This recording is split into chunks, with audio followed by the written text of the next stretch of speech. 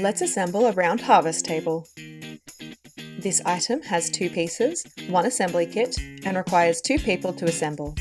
Assembly kit includes 8 bolts with washers and 2 Allen keys. Start by carefully laying the tabletop upside down on the ground. Flip the stand and place on top inside the center square. Line the holes on the stand with those on the tabletop.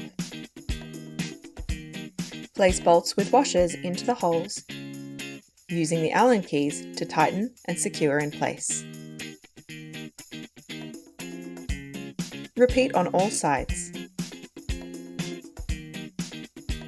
Carefully lift and flip the table upright. This is a heavy piece, so take your time or ask for additional help. Place in your desired location, remembering to always lift, never drag. Add chairs, decor, and tableware to complete the look. Looking for more tutorials? Check out our website for more videos.